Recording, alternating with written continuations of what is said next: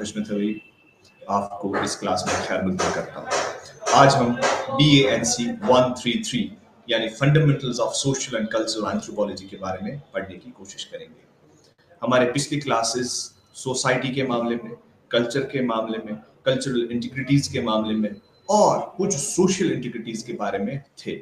हमने सोसाइटी के बारे में पढ़ने की कोशिश की, हमने कल्चर के बारे में पढ़ने की कोशिश की और आज का जो हमारा क्लास है इसमें हम फंडामेंटल्स जानने की कोशिश करेंगे, जहां पे हम सोसाइटी, कल्चर और साथ साथ में सोशल स्ट्रेटिफिकेशन और उसके साथ साथ में जो कुछ सोशल थ्योरीज है उनके बारे में भी पढ़ने की कोशिश करेंगे। तो सबसे पहले जब भी हम fundamentals of social and cultural anthropology की बात करते हैं, हमारी एक एंथ्रोपोलॉजी में एक सेपरेट ब्रांच रखा गया। देखिए, मैंने जब आपको पहले भी समझाया था कि एंथ्रोपोलॉजी एक ऐसा साइंस है जहां पे हम इंसानों के बारे में पढ़ते हैं, जहां पे हम इंसान के हर एक चीज के बारे में पढ़ने की कोशिश करते हैं। फिर हमने देखा कि जब इस एंथ्रोपोलॉजी को एज ए डिसिप्लिन सामने लाया गया, जब इस एंथ्रोपोलॉजी को एज ए सब्जेक्ट सामने लाया गया, तब जाके हमारे पास एक ऐसी इंटीग्रिटी बनी जब हमने इंसान के डोमेन्स को अलग अलग जानने की कोशिश की, जब हमने इंसान को अलग अलग पढ़ने की कोशिश की। जैसे फॉर एग्जांपल, जब हम उनके कल्चर को अलग पढ़ते हैं, जब हम उनकी सोसाइटी को अलग पढ़ते हैं, जब हम उनके फिजिकल बीइंग को अलग पढ़ते हैं, जब हम इंसान के ऑस्टियोलॉजिकल पोर्शंस को अलग पढ़ते हैं, जब हम इंसान के अलग अलग पर्सपेक्टिव्स को पढ़ने की कोशिश करते हैं, तो हमारे पास एक अलग डोमेन बनी। हमारे पास इंसान के फिजिकल ओरिएंटेशन के बारे में चीजें बनी, हमारे पास इंसान के सोशल वेरिएबल्स के बारे में बातें बनी, हमारे पास आर्कियोलॉजी जो कि इंसान के अतीत, इंसान के पास्ट के बारे में बात चली, हमारे पास इंसान की लैंग्वेज के बारे में बात चली, जहाँ पे हम इंसानों की जुबान के बारे में बात करने लगे। तो वहां पे हमने सीखा कि जब हम इसी एंथ्रोपोलॉजी को अलग अलग डोमेन्स में पढ़ें, जब हम इस एंथ्रोपोलॉजी को अलग अलग सेक्शंस में पढ़ने की कोशिश करें, तब जाके हमारे पास और डिटेल्ड इंफॉर्मेशन सामने आती है। तो मैं थोड़ा सा जिस्ट देने की कोशिश करूंगा, फिर से रिकैप्चुलेट करने की कोशिश करूंगा, रिकैप करने की कोशिश करूंगा जो भी हमने इस सोशल एंथ्रोपोलॉजी में जानने की कोशिश की, पढ़ने की कोशिश की। इसमें हमने सबसे पहले जाना कि एंथ्रोपोलॉजी एज ए सब्जेक्ट कैसे वजूद में आए। उसके बाद हमने जाना कि यार एंथ्रोपोलॉजी को अलग अलग डोमेन्स में कैसे डिवाइड किया गया, क्या उन डोमेन्स में पढ़ा जाता है। तो थोड़ा बहुत मैं जिस्ट आपको पढ़ाने की कोशिश करूंगा। जैसे सबसे पहले हमने देखा anthropology. Anthro means human, means man, and logy means science. तो अगर हम इस सब्जेक्ट को एक डिटेल्ड व्यू पॉइंट से देखें, अगर हम इसको और खोल के पढ़ने की कोशिश करें, तो हम इंसानों के साइंस को पढ़ रहे हैं। हाँ, कभी कभार ये सोशल साइंसेज में आता है, कभी कभार ये क्या कहते हैं साइंसेज में आता है। तो it depends on the domain कि आप कौन से वाले पोर्शन को इस एंथ्रोपोलॉजी में ला रहे हैं। तो ये वजूद इसमें आया जब हमारे पास एक सवाल उठा कि क्या वजह है इंसान डिफरेंट दिख रहे हैं, क्या वजह है इंसानों के कल्चर्स डिफरेंट है, क्या वजह है इंसान के समाजी इख्तिलाफ डिफरेंट है, क्या वजह है कि इंसान के जो बुनियादी उसूल हैं सोसाइटी के, कल्चरल के, वो डिफरेंट दिख रहे हैं। अगर आप यूरोप में जाओगे तो वहाँ पे डिफरेंट है, आप ईस्ट में जाओगे तो वहाँ पे डिफरेंट है, जापान में जाओगे तो वहाँ पे डिफरेंट है। अगर हम सभी लोग होमो सेपियंस हैं, तो क्या वजूहात है कि हम अलग अलग दिख रहे हैं, क्या वजूहात है कि हमारे सोसाइटीज डिफरेंट है, क्या ऐसे वजूहात है कि हमारे कल्चर्स डिफरेंट है। तो ये जानने के लिए, ये अंडरस्टैंड करने के लिए हमने कोशिश की कि हम पढ़ें, हम अंडरस्टैंड करें कि यार एज ए डिसिप्लिन ये कैसे वजूद में आया, एज ए क्या कहते हैं सब्जेक्ट ये कैसे वजूद में आया, या एक डिफरेंट पर्सपेक्टिव लेके ये क्या डिफरेंट था, इसमें क्या चेंजेस थी जो कि हमें सोशियोलॉजी से डिफरेंट करता था, इसमें क्या डिफरेंट थी जो हमें क्या कहते हैं बाकी साइंसेस से ये डिफरेंशिएट करता था। व्हाट आर द रीजन कि जो हमें ये डिफरेंशिएट कर पा रहा है, हमें ये अलग कर पा रहा है। व्हाट्स द रीजन जिसकी वजह से हम जान पा रहे हैं कि यार ये अलग है, ये एक डिफरेंट सब्जेक्ट है, ये एक अलग किस्सा है। उसको देख के हम कैसे इसको अंडरस्टैंड कर रहे हैं, उसको देख के हम कैसे इसको पढ़ रहे हैं। तो जब हमने इस सब्जेक्ट को देखा कि एक अलग व्यू पॉइंट लेके ये सामने आ रहा है, बिकॉज हम कहीं ना कहीं इंसानों को, we are more humanistic, we are more into the social, we are more into the scientific. हम कहीं ना कहीं साइंटिफिक अप्रोच लेके भी चलते हैं, कहीं ना कहीं ह्यूमनिस्टिक अप्रोच लेके भी चलते हैं, कहीं ना कहीं सोशल साइंटिफिक अप्रोच लेके भी चलते हैं। तो every perspective was basically covered. हर एक पर्सपेक्टिव के बारे में बात छिड़ रही थी, हर एक चीज के बारे में बात छिड़ रही थी।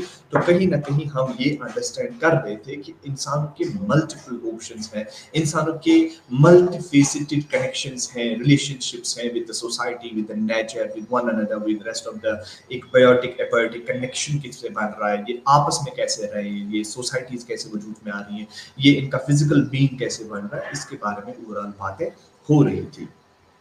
तब जाके फिर हमने देखा कि इस एंथ्रोपोलॉजी को अलग अलग डोमेन्स में डिवाइड किया गया। सबसे पहले जो बड़ा वाला डोमेन है वो है फिजिकल एंथ्रोपोलॉजी, जिसको हम बायोलॉजिकल एंथ्रोपोलॉजी के नाम से कभी कभार जानते हैं, जिसमें हम फिजिकल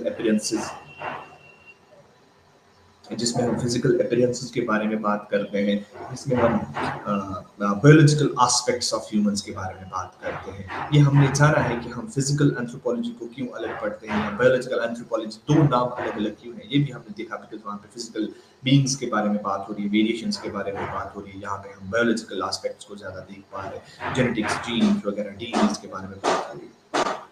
तो अगर हम जानने की कोशिश करें कि इस फिजिकल एंथ्रोपोलॉजी में करते क्या है, कौन से डोमेन्स, कौन से पोर्शंस को हम इस फिजिकल बीइंग में पढ़ते हैं या इस बायोलॉजिकल एंथ्रोपोलॉजी में पढ़ते हैं।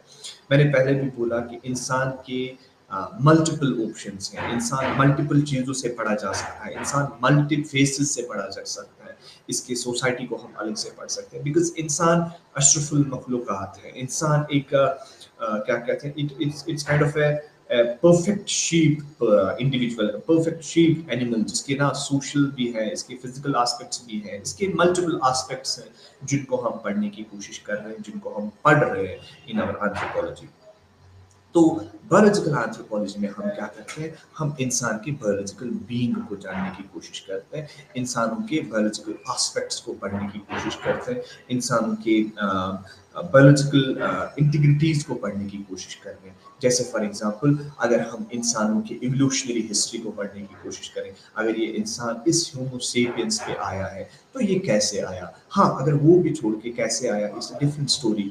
अगर हम ये जानने की कोशिश करें कि आज के ज़माने में अगर हम नॉर्मल लोग देख रहे हैं, सभी लोग इंसान के स्ट्रक्चर में तो है, लेकिन व्हाई देयर इज डिफरेंस, वहाँ पे कहीं ना कहीं हेयर स्टाइल में, कहीं ना कहीं हेयर फॉर्म में, कहीं ना कहीं हेयर कलर में, कहीं ना कहीं body colour, shape, size, everything changes from place to place. क्या वजह है, क्या रीजंस है इसके बारे में। तो जीन्स के बारे में हम पढ़ते हैं, ये जेनेटिक इंफॉर्मेशन के बारे में पढ़ते हैं, जहाँ पे हम मेंडेलियन लॉज के बारे में पढ़ते हैं, जहाँ पे हम पॉपुलेशन जेनेटिक्स के बारे में पढ़ते हैं, जहाँ पे हम इंसान के क्रोमोसोम्स को पढ़ते हैं, क्रोमोसोमल एब्रेशंस को पढ़ते हैं, हम इंसानों के फोरेंसिक पर्सपेक्टिव्स को देखते हैं, हम इंसानों के मोलिकुलर लेवल तक चले जाते हैं, हम इंसान के डीएनए को पढ़ते हैं, किस तरीके से ये एक जनरेशन से होकर दूसरी जनरेशन से होकर तीसरी जनरेशन में ये शिफ्ट होता जा रहा है, how these states are being shifted from one generation to another generation to another generation, कैसे ये शिफ्ट हो रहे हैं from this generation to another generation, कैसे ये आगे चल रहे हैं,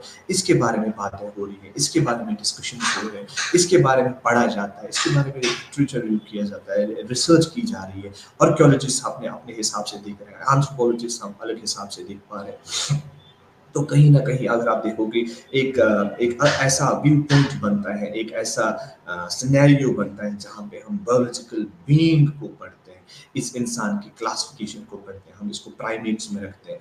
क्यों प्राइमेट्स में रखते हैं, बिकॉज कहीं ना कहीं इसके कैरेक्टर्स प्राइमेट्स के साथ मैच होते हैं, कहीं ना कहीं उन प्राइमेट्स में भी डिजिट्स हैं, कहीं ना कहीं बैकबोन है, कहीं ना कहीं वो भी वर्निकुलर विजन रखते हैं, कहीं ना कहीं वो भी डायोडनल है, उनके स्टाइल में, टीथ स्टाइल्स में बहुत सारी चीज़ें जो हमारी प्राइमेट्स के ग्रुप को दर्शाती है, उस ग्रुप को अलग स्टेट्स देते हैं। तो इसलिए ह्यूमंस को इसमें रखा जाता है। कहीं ना कहीं हम एप्स के अंदर आते हैं, हम एप्स के साथ अपने फिजियोलॉजी को, एनाटॉमी को फॉलो अप करते हैं, उनके साथ मैच होता जा रहा है, उनके स्केलेटन्स के साथ। अगर आप देखोगे there is a huge similarity between the two skeletons. यहाँ आप उनके क्या कहते हैं बॉडी स्ट्रक्चर को देखोगे, ओवरऑल जो जो जो वर्किंग कंडीशंस हैं, जो फंक्शनिंग ऑफ द बॉडी है, वो भी अगर आप देखोगे सेम स्ट्रक्चर के हिसाब से जा रहा है। हाँ, इट डिपेंड्स फ्रॉम, जैसे जेस्टेशन पीरियड वहाँ पे कम होता है, यहाँ पे ज़्यादा, या यहाँ पे ज़्यादा होता है, वहाँ पे कम होता है, या कहीं ना कहीं उनकी बोन्स लॉन्ग होंगी, हमारे बोन्स शॉर्ट होंगे उनके, लेकिन जो ओवरऑल स्ट्रक्चर है, ढांचा है, वो ढांचा सेम है, वो एक स्ट्रक्चर सेम दिखा रहा है। जैसे हम फॉर एग्जांपल अभी यहाँ पर हम चिंपैंजीज की बात करें, चिंपैंजीज आर लाइक वो क्या कहते हैं 98.5% हमारा और उनका जेनेटिक मेकअप मिल रहा है, हमारे जीन्स और उनके जीन्स 98% सेम है। ओनली 2% जो जीन्स हमें डिफरेंशिएट करते हैं, जो हमें ह्यूमंस बनाते हैं, वो डिफर करते हैं फ्रॉम रेस्ट ऑफ द क्या कहते हैं प्राइमेट ग्रुप्स। तो कहीं ना कहीं हम उन चिंपैंजीज के साथ, कहीं ना कहीं हम उन क्या कहते हैं चिंपैंजीज के साथ वाबस्तगी में रखते हैं, कहीं ना कहीं हम उनके साथ एक एक प्रॉक्सिमिटी में है, कहीं ना कहीं एक कनेक्शन में है हम उनके साथ। तो ये भी कहीं ना कहीं हमें ये समझा रहा है कि हम एक ही ग्रुप के लोग हैं, कहीं ना कहीं वी आर अटैच्ड समवेयर, पता नहीं कहीं एंसेस्ट्रल फॉर्म में हम साथ में तो नहीं रहे हैं। उस इवोल्यूशनरी हिस्ट्री को भी हम बायोलॉजिकल एंथ्रोपोलॉजी में पढ़ते हैं, उस इवोल्यूशनरी बीइंग को भी हम बायोलॉजिकल एंथ्रोपोलॉजी में पढ़ते हैं। तो इसी तरीके से हमारे पास एक और एस्पेक्ट है इसी इंसान का कि ये इवोल्यूशनरी स्टेज में कैसे आया। बिकॉज हमारे पास फॉसिल्स मिलते हैं, जैसे हमारे पास ऑस्ट्रेलोपिथेसीन्स है, हमारे पास होमो हैबिलिस है, होमो इरेक्टस है, ये सारी चीज़ें हमारे पास क्या कहते हैं फॉसिलाइज्ड फॉर्म में पेश हैं, उनके हम इवोल्यूशनरी बीइंग्स को पढ़ते हैं। लेकिन इसी चीज़ को हम सोशल के हिसाब से भी देख सकते हैं कि इनका सोशल इवोल्यूशन कैसे हुआ है। अगर चलो फिजिकल इवोल्यूशन में हमने देखा adaptations are playing a role, mutations are playing a role, there are certain other ways जिसकी वजह से हमें ये हो सकते हैं, नेचुरल सिलेक्शन हो सकती है, there are other factors, use and disuse, there are multiple things जो हम पढ़ लेते हैं अपने लेमार्किज्म में, डार्विनिज्म में, या थ्योरेटिकल फाउंडेशंस में जो हमारी फिजिकल बीइंग में है वो हम पढ़ रहे हैं। लेकिन कहीं ना कहीं जब हम इनके सोशल एस्पेक्ट्स को पढ़ने की कोशिश करते हैं, सोशल बीइंग्स को पढ़ने की कोशिश करते हैं, तब जाके हमारे पास एक ये व्यू पॉइंट भी आता है कि इनका सोशल इवोल्यूशन कैसे हुआ है, किस हिसाब से इन लोगों ने सोसाइटी को फॉलो अप किया है, किस हिसाब से इन लोगों ने अपनी सोसाइटी को इंटीग्रेट किया है, किस हिसाब से अपनी सोसाइटी को इवॉल्व किया है। जैसे अगर आप इवोल्यूशनिज्म की बात करते हैं, एक थ्योरी है हमारे पास, ई.बी. टेलर बहुत सपोर्ट करते थे, क्लासिकल इवोल्यूशनिज्म हमारे पास है। इन लोगों का मानना था कि जो सोशल इवोल्यूशन हुआ है, it occurred in stages, you have to follow that protocol, you have to follow that stage। आपने कहीं ना कहीं इस स्टेज को फॉलो करना है, आपने कहीं ना कहीं इस स्टेज को और अपग्रेड करते जाना है, ताकि आप उस पोजीशन पे पहुंच जाओगे जिस पोजीशन में कहीं ना कहीं कुछ सोसाइटीज ऑलरेडी पहुंच चुकी हैं। कहीं अगर हम इसको एक व्यू पॉइंट से देखेंगे तो it was kind of ethnocentric perspective. वो चाहते थे कि यूरोपियन सिविलाइजेशन जो है वो ऑलरेडी हाईएस्ट पीक पे पहुंच चुकी है, और जो रेस्ट ऑफ द सोसाइटीज हैं वो अभी भी ऑन द वे है, वो अभी भी उस स्टेजेस में आगे जा रहे हैं, वो अभी भी उन स्टेजेस में फॉलो कर रहे हैं, वो अभी भी उन स्टेजेस को कहीं ना कहीं पुश कर रहे हैं। सो उसमें सबसे इम्पोर्टेंट बात देखी गई कि क्या स्टेज से सिवेजरी है, उसके बाद आप बार्बरिज्म में आओगे, उसके बाद आप सिविलाइजेशन में आओगे, या फिर अपर सिविलाइजेशन में आओगे। तो ये चीजें हमें कहीं ना कहीं एक इथनोसेंट्रिक पर्सपेक्टिव से लेके आ पा रहे हैं, हमें ये समझा रहे हैं, दर्शा रहे हैं कि ये एक इथनोसेंट्रिक अप्रोच था। उसके बाद उसी चीज को फिर फॉलो किया गया कि नहीं ये एक यूनिलीनियर इवोल्यूशन ऑफ, तो उसको फिर मल्टीलीनियर इवोल्यूशन में चेंज किया गया। तो इसी तरीके से बिकॉज ये एक पैराबोलिक कर्व के हिसाब से आगे जा रही है, उसके बारे में हम कभी पढ़ेंगे, we will talk about it कि किस तरीके से क्या स्कूल ऑफ थॉट्स थे हमारे थ्योरीज के, इवोल्यूशनिज्म कैसे होता था, फिर डिफ्यूजनिज्म आया, उसमें बताया गया किस तरीके से ये सोसाइटीज, ये कल्चर्स ये डिफ्यूज होते हैं, they originate from a single place, और उस जगह से फिर ये डिफ्यूज होते हैं from rest of the places, बाकी जगहों के लिए ये डिफ्यूज होते जाते हैं। किस तरीके से, जैसे फॉर एग्जांपल हम बोलते हैं कि कोई चीज़ यूरोपियन सिविलाइजेशन से स्टार्ट हुई, वहाँ से फिर वो रेस्ट ऑफ द कंट्रीज में चली जाती है। जैसे जीन्स की हम बात करते हैं,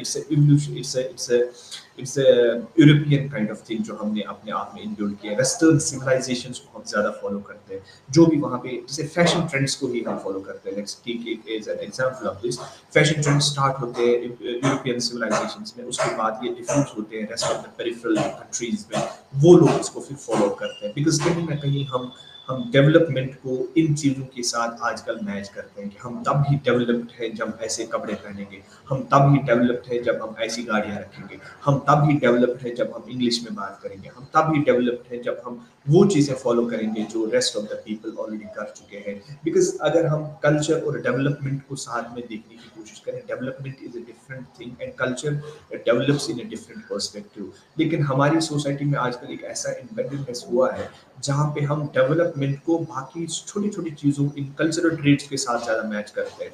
अगर हम कोई ट्रेडिशनल चीज़ इस्तेमाल कर रहे हैं तो हम बोल रहे हैं नहीं, वी आर नॉट डेवलप्ड, या टेक्नोलॉजिकल पर्सपेक्टिव्स को अगर हम अप्लाई नहीं कर रहे तो वी आर नॉट डेवलप्ड। तो डेवलपमेंट कहीं ना कहीं it's a multiple aspect kind of a thing जो हमें मल्टीपल चीज़ों से इम्पैक्ट करता है, क्या कहते हैं, एक इन्फ्लुएंस आता है इसकी वजह से। तो we don't need to follow, हमें करना नहीं चाहिए फॉलो बस वेस्टर्न सिविलाइजेशन को भी अगर हम फॉलो कर रहे हैं तो दैट्स डेवलपमेंट। हाँ, that's in terms of culture, in terms of speech, in terms of different activities. It's not always that these things are development. Development is a different kind of a thing जो भी हम इसको follow करें। इस पे एक अलग debate होगा, इसमें एक अलग लेक्चर दिया जाएगा तो जब भी हम उस पोर्शन में पहुंच जाएंगे। फिलहाल के लिए we are just talking about the fundamentals of social and cultural anthropology. तो मैं बात कर रहा था कि एंथ्रोपोलॉजी के हमने अलग डोमेन्स बनाए। तो एक डोमेन हमने बायोलॉजिकल एंथ्रोपोलॉजी का देखा, दूसरा डोमेन जो हमारा था वो था related to the prehistory, related to the past of humans। इंसान की पास्ट के बारे में हम बात कर रहे हैं, इंसान के जो वो आर्टिफैक्ट्स हैं, इंसान के फॉसिल्स हैं, इंसान वो चीज़ें कैसे निकाली जाती हैं, वो पास्ट के बारे में इंफॉर्मेशन सेट हमें जो दे रहा है, चाहे आप उसके सोशल कंस्ट्रक्ट के हिसाब से देखो या बायोलॉजिकल कंस्ट्रक्ट के हिसाब से देखो, कहीं ना कहीं आर्कियोलॉजी का होना बहुत इंपॉर्टेंट है।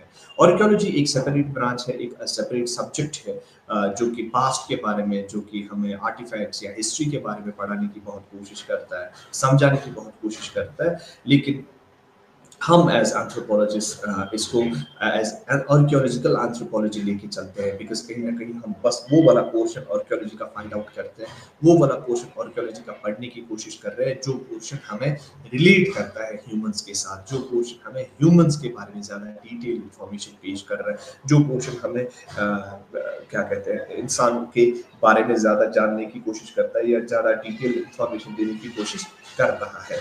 तो इस दौरान हम सीख पा रहे हैं कि कैसे हम एक्सप्लोरेशन कर सकते हैं, कैसे हम एक्सकेवेशन कर सकते हैं, कैसे हम फॉसिल निकाल सकते हैं, कैसे हम डेट्स कर सकते हैं, कैसे कौन से फॉसिल को हम डेटिंग में ला सकते हैं, कैसे कौन से फॉसिल्स को हम क्लासीफाई कर सकते हैं, कौन से आर्टिफैक्ट्स को हम देख सकते हैं। इवन कि कहीं ना कहीं हम इन्वायरमेंटल एंथ्रोपोलॉजी को भी इसमें घुसा रहे हैं, इन्वायरमेंटल आर्कियोलॉजी को भी इसमें घुसा रहे हैं, सेटलमेंट आर्कियोलॉजी को भी इसमें घुसा रहे हैं, एथनो आर्कियोलॉजी भी इसमें घुसा रहे हैं। So there are multiple aspects जिसके दौरान हम इंसानों के सिविलाइजेशन, इंसानों के पास्ट के बारे में जानने की कोशिश करते हैं।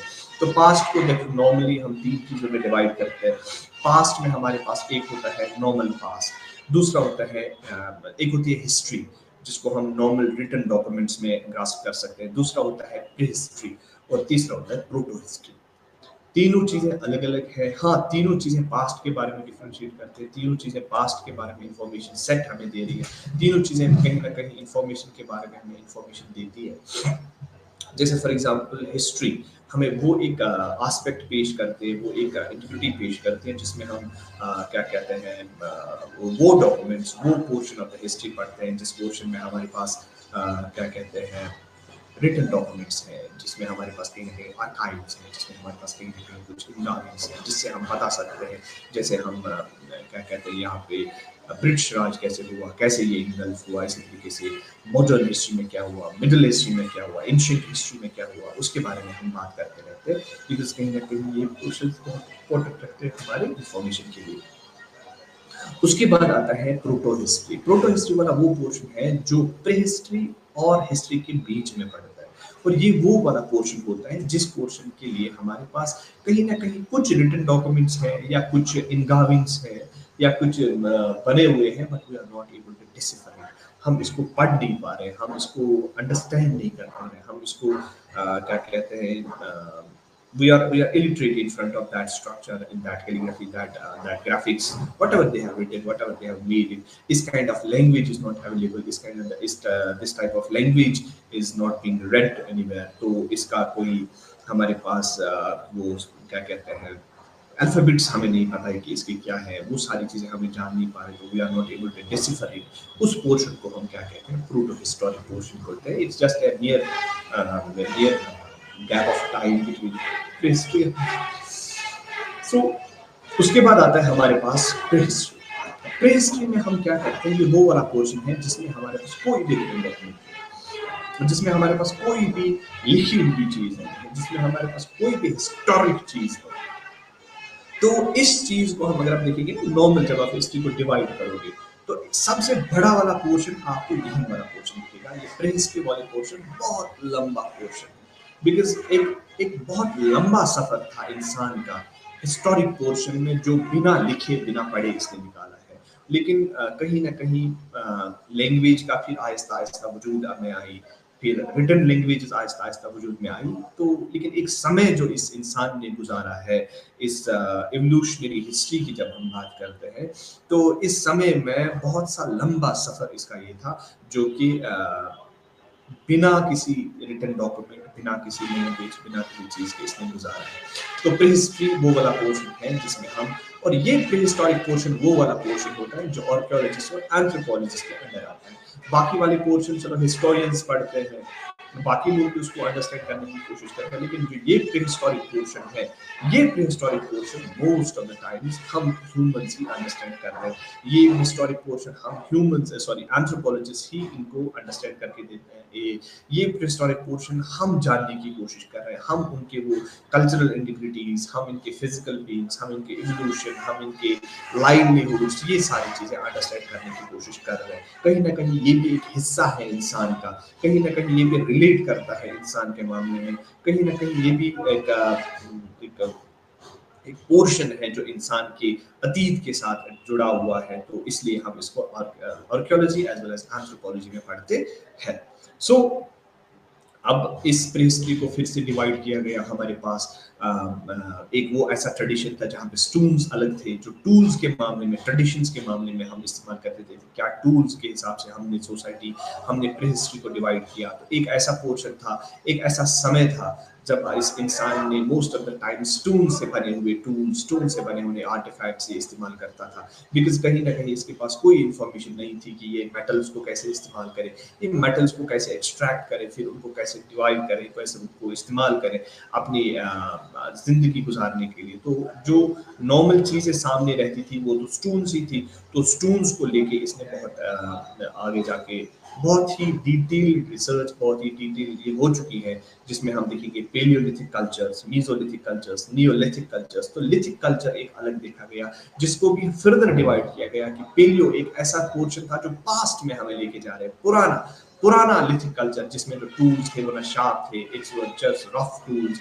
उन्हीं रफ टूल्स के थ्रू ये अपने आप को जा रहा है, अब वही रफ टूल्स लेके अपने आप को लेके जा रहा है। उसके बाद दूसरा आता है हमारे पास मीजोलिथिक। तो थोड़ा बहुत चेंजेस आए टूल्स में, हमारे पास माइक्रोलिथ्स आए, टूल्स को छोटा किया गया, शार्प किया गया। देन वी हैव नियोलिथिक, जिसमें इसने proper well polished and grinded tools इस्तेमाल किए, वेल फर्निश्ड टूल्स थे, प्रॉपरली इसने वो डिवाइड किए थे, प्रॉपरली इसने वो अपने आप में चेंज किए थे।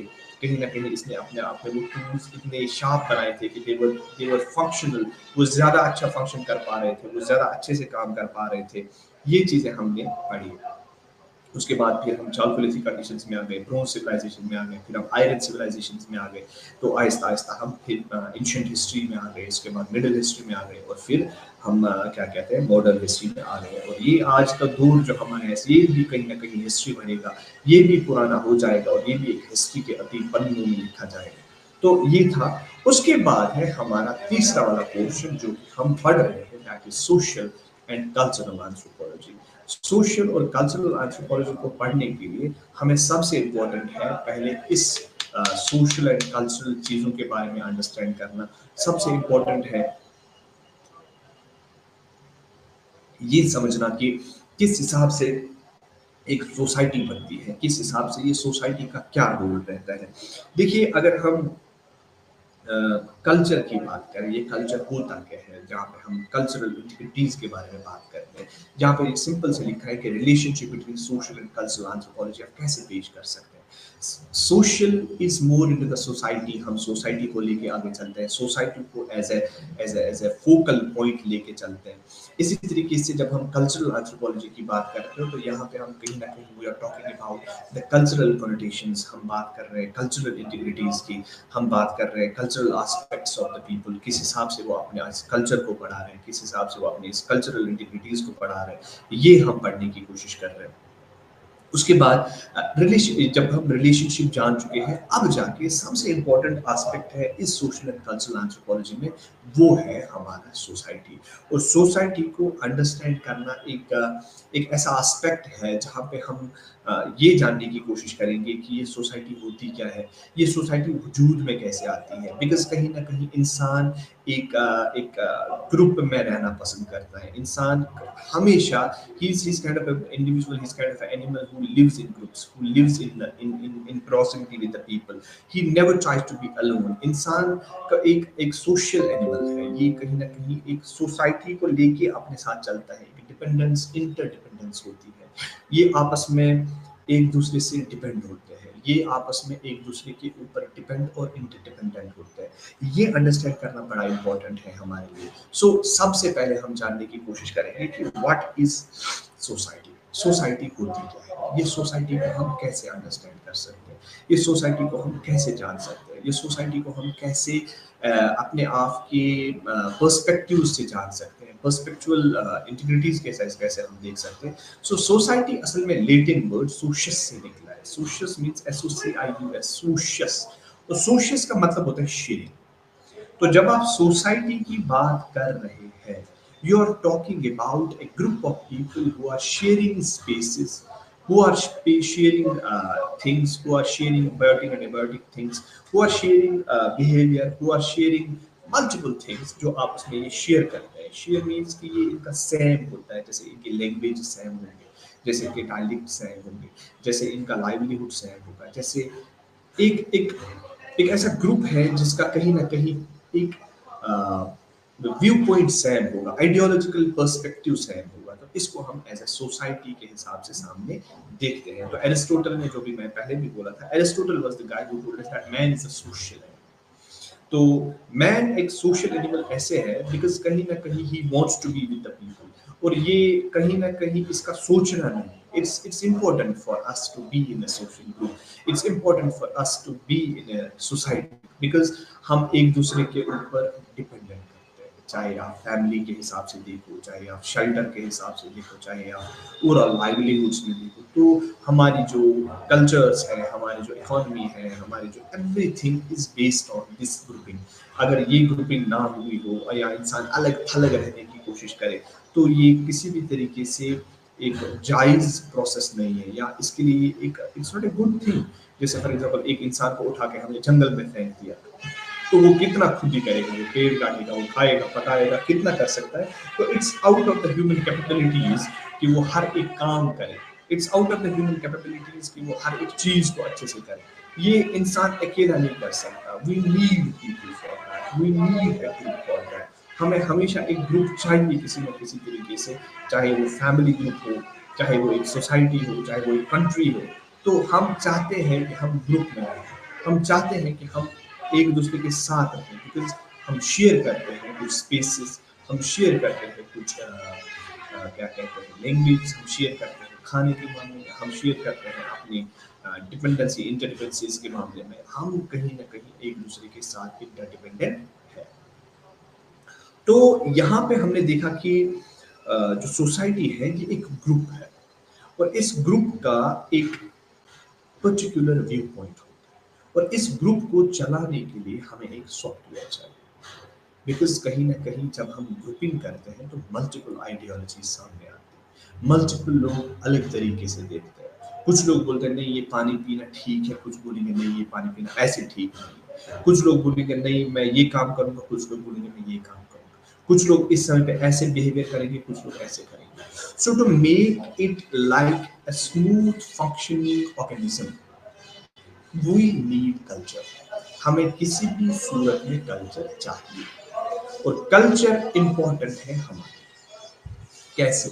बिकॉज इस सोसाइटी को बांधे रखने के लिए हमें कहीं ना कहीं कुछ ऐसे रूल्स चाहिए, हमें कहीं ना कहीं कुछ ऐसे क्या कहते हैं रूल्स की जरूरत है जो हमें इस सोसाइटी को स्मूथ फंक्शनाइज कराए, जो इस सोसाइटी को चलाए।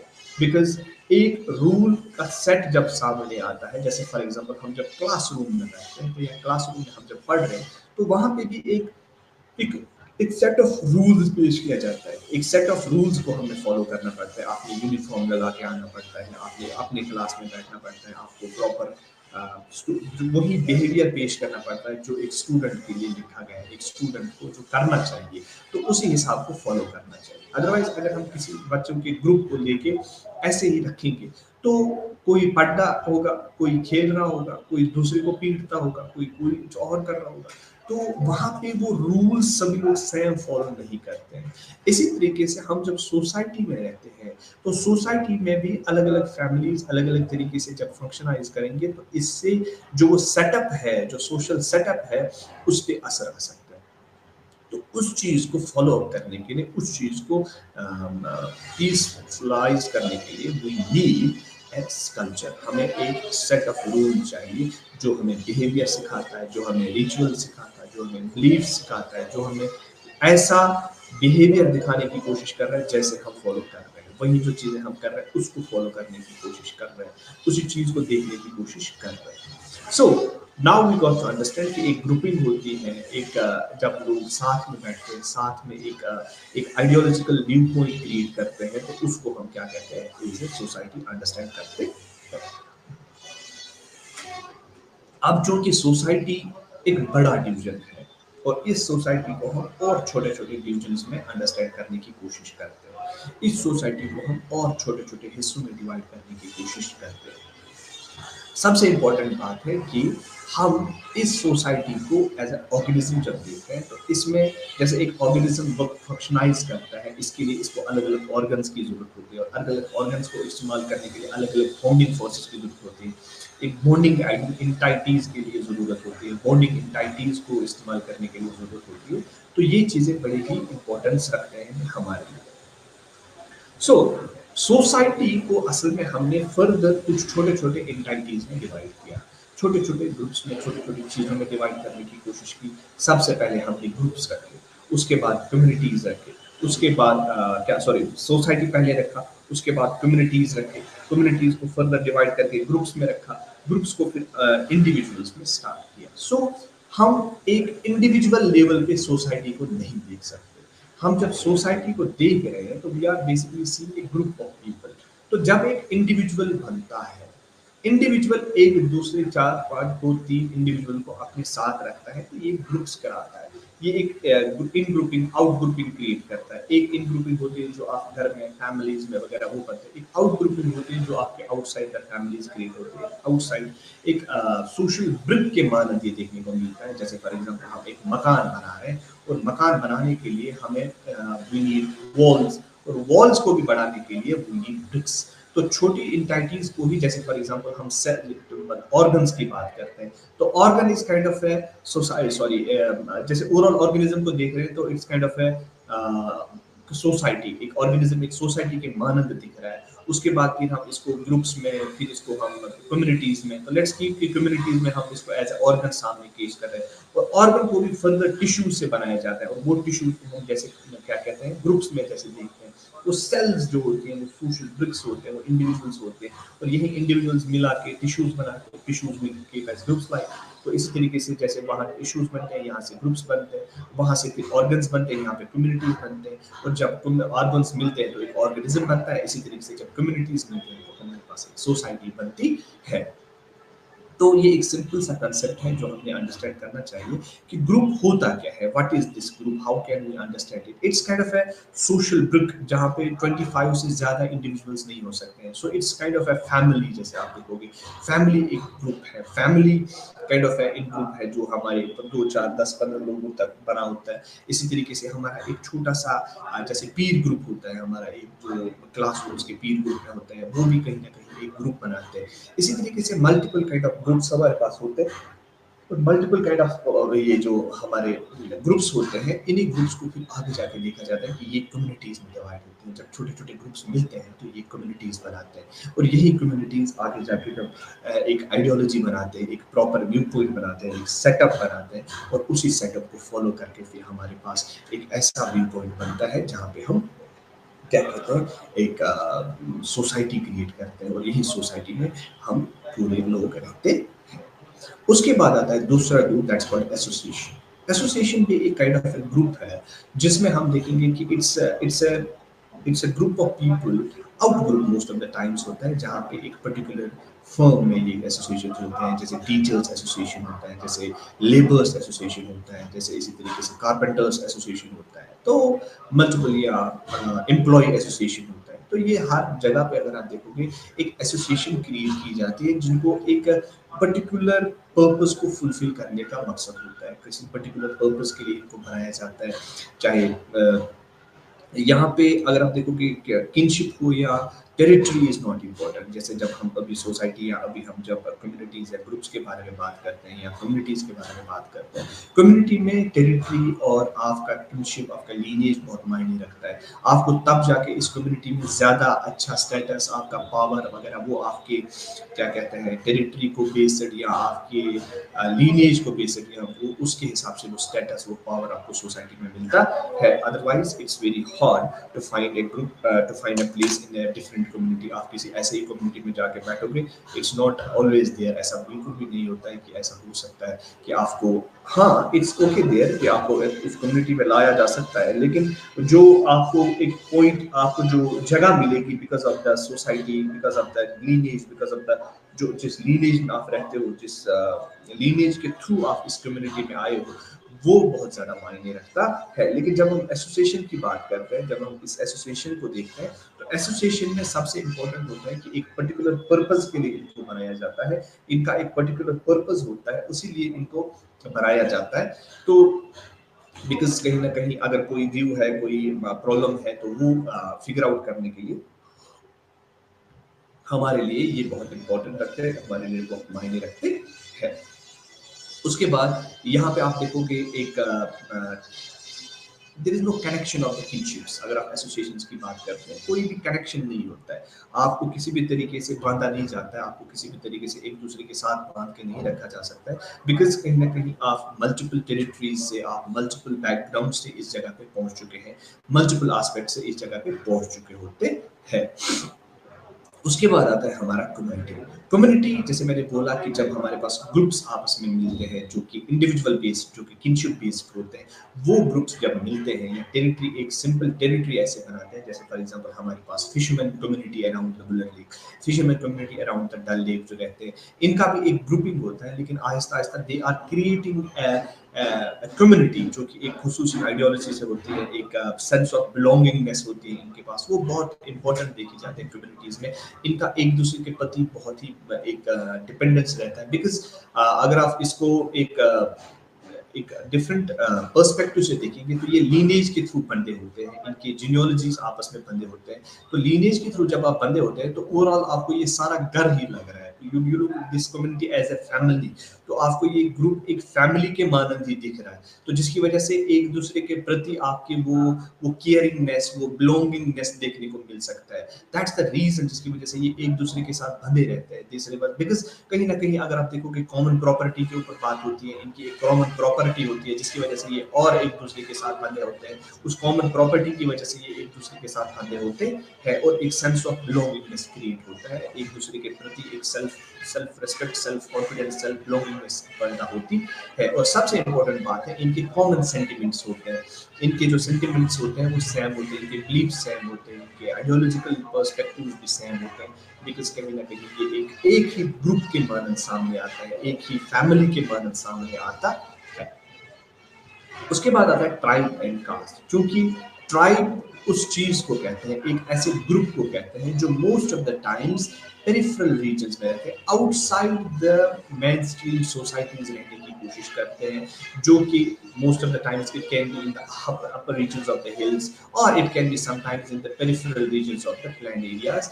ये ट्राइबल कम्युनिटीज के नाम से जाने जाते हैं। इनके भी कुछ अपने खुसूसियात होते हैं, जैसे for example they are very shy in contact with the people. The important thing is इनके अपनी कॉमन एक आइडियोलॉजी होती है, इनके कॉमन अपने एक क्या कहते हैं व्यू पॉइंट्स होते हैं, कॉमन बिलीव्स होते हैं, कॉमन रिचुअल्स होते हैं, सेटअप्स होते हैं। इनके अपनी कहीं ना कहीं लैंग्वेज भी हो सकती है, तो उस चीज को डायलेक्ट्स भी अपने अपने होता है। तो they are very shy in contact with these people. They don't want to get in contact with these people.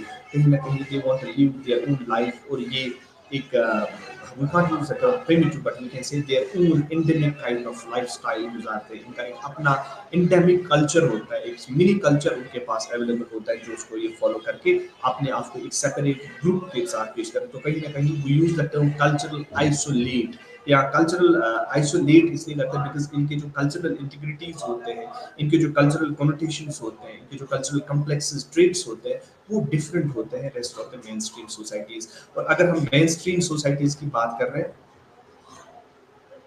Main stream societies में एक जो वो आपस में जिस एक पर्टिकुलर ड्राइविंग फोर्स के थ्रू हम एक ही बन रहे हैं, जैसे फॉर एग्जांपल आप मेन स्ट्रीम सोसाइटीज में देखोगे कहीं ना कहीं कल्चर इक्वेट हो रहा है हर जगह पे। There is a folk continuum going around, there is a connection between these people nowadays, they are going around. उसके माध्यम से ये एक दूसरे को कनेक्ट कर पाते हैं। और साथ में रही बात कास्ट की, कास्ट असल में अगर आप देखोगे it's of a different view point. अगर आप हिंदू कास्ट के हिसाब से साउथ एशियन इस Asian particular group of people जो हम एशियन साउथ एशियन वगैरह जो भी यहाँ पे लोग हैं, यहाँ पे आप देखोगे कास्ट का बहुत बड़ा योगदान है इन terms of the social stratification.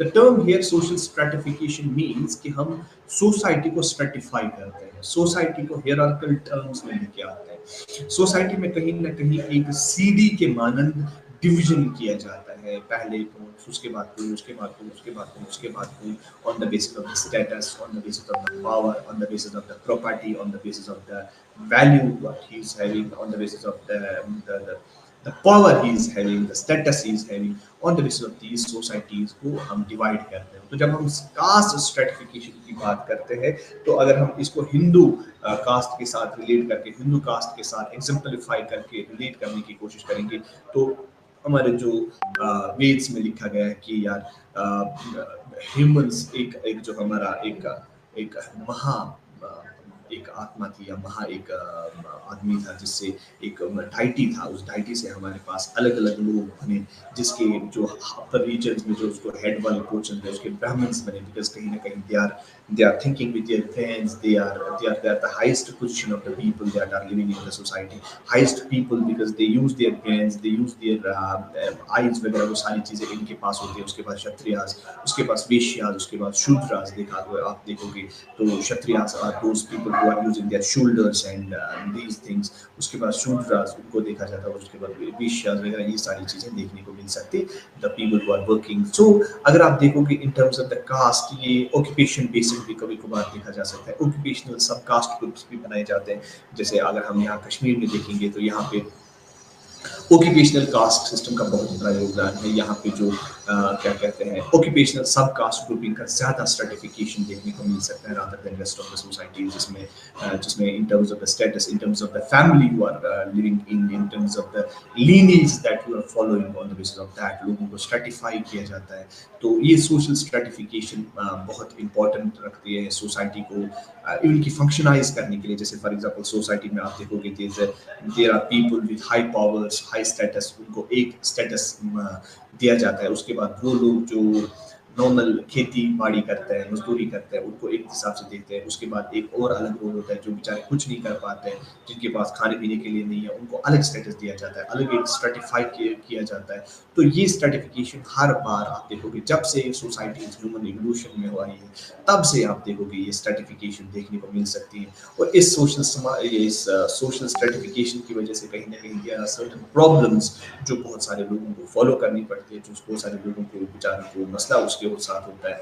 इस सोशल स्ट्रेटिफिकेशन की वजह से एक डिफरेंट मैरिज सर्मनीज भी एस्पेक्ट होता है। जैसे फॉर एग्जांपल कास्ट ग्रुपिंग में आप शादी देखोगे नहीं की जा सकती, अपोजिट कास्ट में शादी नहीं की जा सकती है, लोअर कास्ट या अपर कास्ट में शादियां बहुत प्रॉब्लम होती है। जैसे यहाँ पे आप देखोगे इंडिया में अगर Brahmins they hardly marry outside their group, so they are endogamous in terms of that. इसी तरीके से कश्मीर की जब बात होती है तो यहाँ पे भी एक सब कास्ट ऑक्यूपेशनल कास्ट ग्रुप है जिसको पीर कम्युनिटी बोलते हैं, या जो हायर अपने आप को मानते हैं, because they were the people who were related to the Islamic perspective, they were the people who are tracing their lineage from the Prophet Muhammad sallallahu alaihi wasallam. So there is a stratification altogether in every society in the India. आप देखोगे कहीं ना कहीं हर बार, चाहे आप social stratification के मामले में देखोगे, सोशल हेयरार्की के मामले में देखोगे, और इसी सोशल स्ट्रेटिफिकेशन को फुलफिल करने के लिए there is a term called social mobility. और सोशल मोबिलिटी या तो अपवर्ड्स हो सकती है या वर्टिकल वगैरह डाउनवर्ड्स।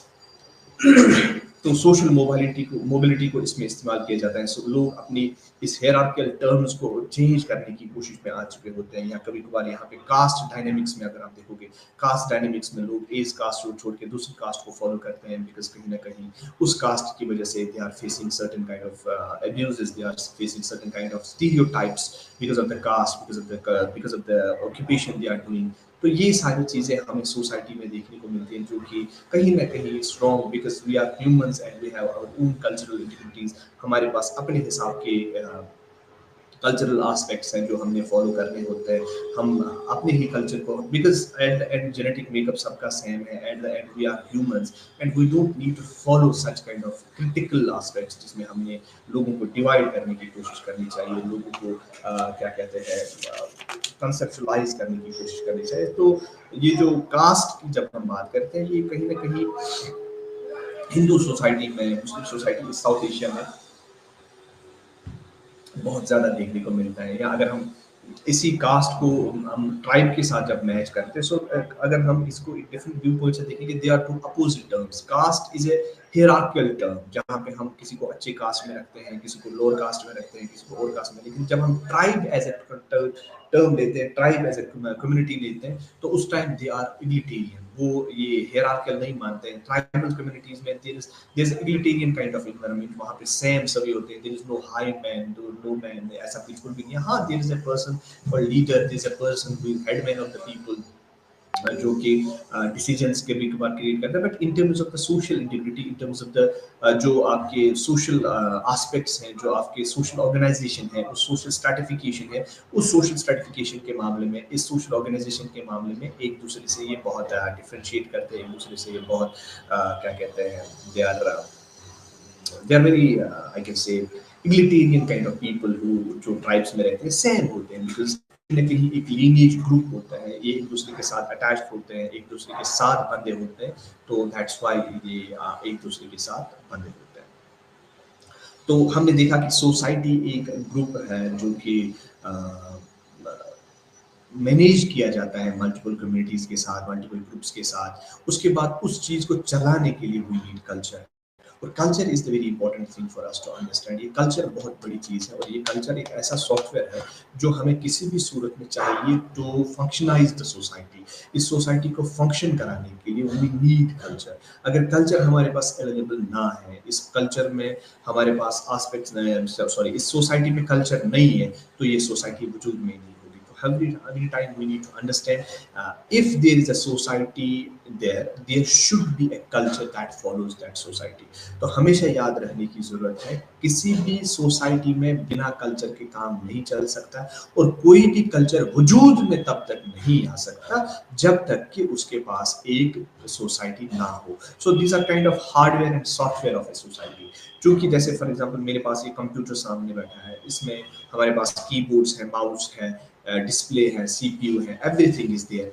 मगर अगर इसके पास सॉफ्टवेयर नहीं होगा तो ये किसी भी काम के नहीं है। तो ये काम ही कहाँ पे करेंगे, इनके फंक्शनाइज कहाँ पे दिखेंगे, ये कर ही नहीं पाएंगे। तो we are just touching that hardware. Then हम बस ऐसे ही हार्डवेयर को टच कर रहे हैं, we are not getting benefit out of that combination. तो इसी तरीके से जब सोसाइटी की बात होती है, सोसाइटी में अगर कल्चर नहीं है तो वो वजूद में ही नहीं आएगी, because there is a need of a culture for that society, or there is a need of a society for that culture. तो दोनों एक दूसरे से है, अगर एक नहीं है तो दूसरा नहीं रहेगा।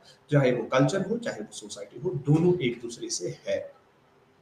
कल्चर को अगर हम एक सिंपल डेफिनेशन के साथ अंडरस्टैंड करें तो it's kind of A way of life. हम अपनी जिंदगी कैसे गुजार रहे हैं, how I am living my life, how I am living my life in that particular society, that's what the culture means. आप अपनी लाइफ कैसे गुजार रहे हो उसको आप एज ए कल्चर देख पा रहे हो, एज ए कल्चरल इंटीग्रिटी देख पा रहे हो। सो अब वे ऑफ लाइफ अब दो चीजों से गुजार रहे हैं। कल्चर दो चीजों के हो सकते हैं, या तो ये मटेरियल कल्चर है या तो ये नॉन मटेरियल कल्चर है।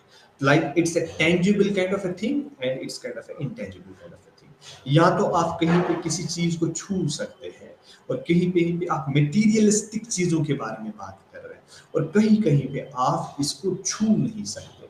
जैसे फॉर एग्जांपल हमारे बिलीफ्स हैं, मैं किसी चीज के ऊपर बिलीव कर रहा हूँ कि यार मेरी डाइटी ऐसे आता है, मैं अगर डाइटी के साथ ऐसे कनेक्ट करूँ तो मुझे ऐसा करना पड़ेगा, या मैं अगर अपनी डाइटी के लिए ये करूँ तो मुझे ये फायदा मिलेगा। इसी तरीके से कोई नॉलेज आप गेन कर रहे हो, ट्रेडिशनल नॉलेज, अगर ऊपर से यहाँ फॉर एग्जाम्पल बादल छाए तो इससे क्या होगा, इस साइड से बारिश होगी। तो ट्रेडिशनल नॉलेज में अगर मैं आज निकलूंगा फॉर एग्जाम्पल हंटिंग करने के लिए तो मुझे ये फायदा होगा। तो ये ट्रेडिशनल नॉलेज भी it's kind of A intangible thing जिसको आप देख नहीं सकते। इसी तरीके से कोई बिलीफ है, कोई वैल्यू है, कोई आइडिया है सोसाइटी में, तो ये वो चीजें हैं जिनको आप छू नहीं सकते। ये वो चीजें हैं जो सोसाइटी में from communication to communication understand की जाती है, इनको लिखा नहीं जाता, इनको छू नहीं जाता। ये इंटेंजिबल चीजें होती हैं कल्चर की। ये वो चीजें होती हैं जो जो होती तो है लेकिन देखी नहीं जा सकती, जिनको छू नहीं जाता। इसी तरीके से होता है मटेरियल कल्चर। मटेरियल कल्चर में जैसे फॉर एग्जांपल हम गिलास में पानी पीते हैं,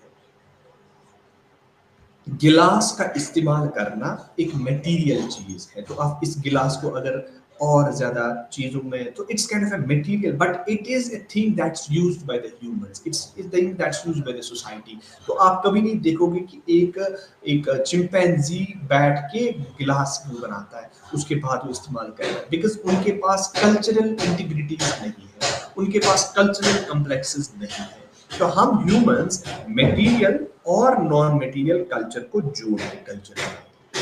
जैसे फॉर एग्जांपल हम शर्ट्स पहनते हैं, हम टी शर्ट्स पहनते हैं, हम स्पेक्स पहनते हैं, ये मटेरियल चीजें हैं हमारी कल्चर की। ये वो चीजें हैं जिससे कल्चर बनता है, जिससे कल्चर दिख रहा है, जिससे कल्चर में इस्तेमाल किया जा रहा है, जो कल्चर इसको इस्तेमाल करा रहा है, इसका क्या फंक्शन है ये बता रहा है। लेकिन ये अगर आप बात करोगे नॉन मटेरियल कल्चर की और मटेरियल कल्चर की, आपस में ये जुड़े होते हैं, ये एक दूसरे के साथ बंधे होते हैं। सो कुछ कैरेक्टरिस्टिक्स हैं कल्चर की, कुछ इंपॉर्टेंट चीजें हैं कल्चर की जो हमें जाननी चाहिए। सबसे पहले है culture is unique to human society.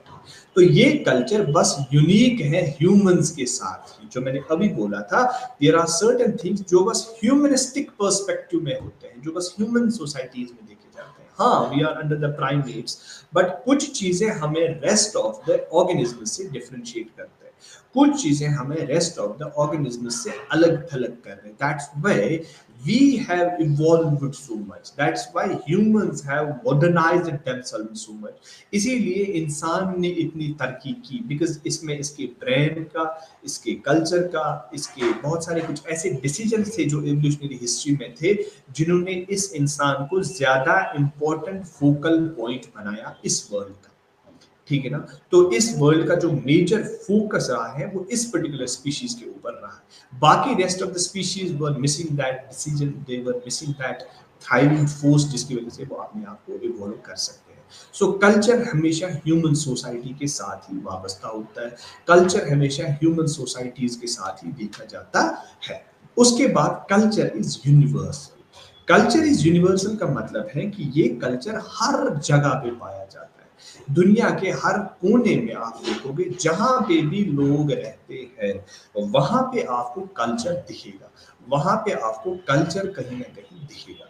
So it's very important for us to understand कि ये है कहाँ पे। It's very important for us कि ये कल्चर कैसे हो रहा है। ठीक है। तो इसके लिए हमें कहीं ना कहीं चाहिए कि हम इस कल्चर को और ज्यादा डिटेल के साथ पढ़ें, बिकॉज हर जगह पे जहाँ पे भी इंसान आपको मिल रहे हैं, जहाँ पे भी आपको इंसान दिख रहे हैं, वहां पे आपको कल्चर दिखेगा, वहां पे आपको कल्चरल इंटीग्रिटीज दिखेंगे। तीसरा होता है हमारा culture is not genetically inherited. ये कल्चर जेनेटिकली इनहेरिट नहीं होता है। मिसाल के तौर पर जब भी हम कोई फिजिकल कैरेक्टर की बात करते हैं, जैसे फॉर एग्जांपल मेरे हाथ ऐसे होंगे, मेरे बाल ऐसे होंगे, मेरे बात करने का तरीका ऐसा है, मेरे खाने पीने का तरीका ऐसा है। ये चीजें आपको फंक्शनाइज करा रही है आपके बायोलॉजिकल एस्पेक्ट्स। ये चीजें आपको बायोलॉजिकली मिली है। हाँ, जैसे मेरी शक्ल मेरे पापा जैसे मिलती है, तो ये मेरी चीजें बायोलॉजिकली कनेक्टेड है। ये चीजें कल्चर नहीं देता, ये चीजें आपको कल्चर नहीं बनाता, आपको इंसान की शेप में कल्चर नहीं बनाता, वो आपके जीन्स बनाते हैं। जैसे फॉर एग्जांपल ह्यूमंस में 23 पेयर ऑफ क्रोमोसोम्स होता है और 23 पेयर ऑफ क्रोमोसोम्स में जीन्स होता है। वो जीन्स आपके अलग अलग कैरेक्टर्स के लिए बनाए जाते हैं और वो अलग अलग कैरेक्टर्स पेश करते हैं, अलग अलग चीजें सामने रखते हैं, अलग अलग चीजें पेश करते हैं। तो उसके लिए वी नीड टू अंडरस्टैंड कि ये जो कल्चर होता है ये जेनेटिकली हमारे पास नहीं आता है, ये जीन्स हमें नहीं दे रहे। So we are basically learning, ये कल्चर हम सीख रहे हैं, ये कल्चर हम अपने पूर्वजों से सीख रहे हैं, अपने जनरेशन से सीख रहे हैं कि यहाँ पे ऐसे करें। जैसे this a term called inculturation या acculturation. Inculturation is a process जहाँ से आप सीख रहे हो, या सोशलाइजेशन एक प्रोसेस है जहाँ पे आप सोसाइटी में रहना सीख रहे हो, कल्चरल कनोटेशन सीख रहे हो। ये सारी चीजें आप सीख रहे हैं, ये सारी चीजें आप अंडरस्टैंड कर रहे हैं, ये सारी चीजें आप पेश कर रहे हैं, लेकिन जेनेटिकली आपके पास नहीं है।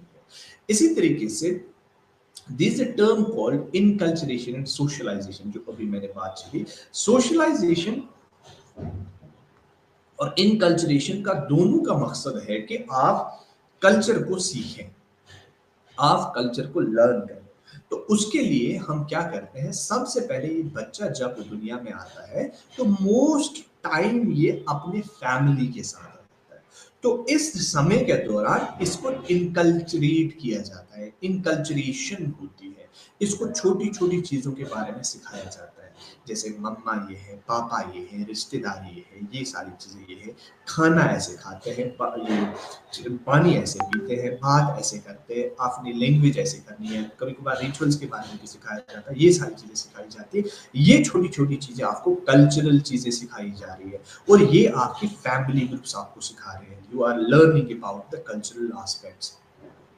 लेकिन ये तो आप अभी फैमिली के अंडर ही सारी चीजें सीख रही हो, लेकिन once you are out of the family, in terms of schools, in terms of rest of the peer groups, अब आप सोसाइटी को अंडरस्टैंड करने की कोशिश कर रहे हो कि अच्छा ये मेरा सोसाइटी है, इसमें ऐसे मिडिल क्या कहते हैं ऐसे रहना पड़ता है, इस सोसाइटी को ऐसे फॉलो अप करना पड़ता है, इस सोसाइटी में हर जगह पे ऐसे बिहेवियर को दिखाना पड़ता है, हर बिहेवियर पे ये बिहेवियर दिखाना पड़ता है, इस जगह पे ये बिहेवियर दिखाना पड़ता है, अगर कोई मर रहा है तो वहां पे क्या करना है, अगर किसी को खुशी है तो वहां पे क्या करना है। तो ये सोशलाइजेशन टर्म आप सोशल स्ट्रेटिफिकेशंस को अंडरस्टैंड करने की कोशिश कर रहे हो, सोसाइटी को अंडरस्टैंड करने की कोशिश कर रहे हो। उसके बाद आता है हमारा कल्चरल कॉम्प्लेक्स, और यही जो कल्चर की जब हम बात करते हैं, इस कल्चर को भी हम कहीं ना कहीं डिवाइड करते हैं। इस कल्चर को भी जब हम दूर से देखते हैं तो एक बड़ा व्यू पॉइंट दिखता है, एक बड़ा एक तस्वीर दिखती है। लेकिन जब आप और एनालाइज करने की कोशिश करोगे और डिटेल से इसको पढ़ने की कोशिश करोगे,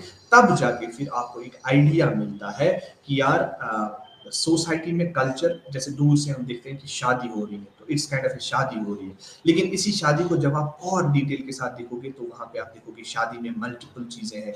यहाँ पे रुखसती अलग है, यहाँ पे एंगेजमेंट अलग है, यहाँ पे मेहंदी रात अलग है, यहाँ पे रिसेप्शन अलग है। So everything is different in terms of the marriage, लेकिन ओवरऑल प्रोसेस को तो शादी ही बोल रहे हैं। तो शादी करना it's kind of a cultural thing. तो शादी को, इस टर्म को हम कल्चरल इंस्टीट्यूशन या कल्चरल कॉम्प्लेक्स के नाम से देखते हैं, और इस कल्चरल कॉम्प्लेक्स को फिर हम under the cultural traits understand करने की कोशिश करते हैं। कल्चरल ट्रेड्स को छोटी छोटी चीजें, जैसे शादी में फिर कल्चरल कॉम्प्लेक्स है शादी, तो इसमें छोटे छोटे ट्रेड्स हैं, इसमें मेहंदी लगाई जाती है, इसमें खाना परोसा जाता है, इसमें गाया जाता है, इसमें नाचा जाता है, इसमें बारात ली जाती है। तो ये सारी चीजें हैं क्या, ये सारी चीजें कल्चरल ट्रेड्स हैं, और यही आपस में मिल के एक कल्चरल कॉम्प्लेक्स बनाती है, और यही कल्चरल कॉम्प्लेक्स फिर इंस्टीट्यूशंस क्रिएट करते हैं, और यही इंस्टीट्यूशंस फिर लास्ट में कल्चर को बनाते हैं, और यही इंस्टीट्यूशंस फिर कल्चरल एस्पेक्ट्स को पेश करते हैं। ये हम बात करने वाले थे, ये वाली चीजें हम बात कर रहे थे हमारे इस क्या कहते हैं सोशल डोमेन में, सोशल एंथ्रोपोलॉजी में हमने देयर आर सर्टेन थ्योरीज, जैसे हमारे पास जो मैंने अभी इवोल्यूशनिज्म के बारे में बात की थी, डिफ्यूजनिज्म उसके बाद था, स्ट्रक्चरलिज्म हमारे पास है, क्या कहते हैं फंक्शनलिज्म हमारे पास है, स्ट्रक्चरल फंक्शनलिज्म एक थ्योरी हमारे पास है। ये कुछ ऐसे थ्योरेटिकल फाउंडेशंस हैं जो हम इस्तेमाल करते हैं, जो हम अंडरस्टैंड करते हैं to grasp the integrities of the society and the culture. कैसे ये चीजें हो सकती हैं, कैसे ये चीजें नहीं हो सकती हैं, तो ये सारी चीजें हम अंडरस्टैंड करते हैं। Because by using these theories हम अंडरस्टैंड करते हैं कि सोसाइटीज कैसे इवॉल्व हुई, सोसाइटी कैसे फंक्शन कर रही है, सोसाइटी कैसे काम कर रहा है, ये सारी चीजें हम अंडरस्टैंड करते हैं। सो आज हमने हमारा सोशल एंथ्रोपोलॉजी का डोमेन कंप्लीट किया। सो हमारे नेक्स्ट क्लासेस होने वाले हैं हमारी आर्कियोलॉजिकल एंथ्रोपोलॉजी के मामले में। आप सभी लोगों का इन क्लासेस में आने के लिए धन्यवाद। आपका दिन शुभ रहे।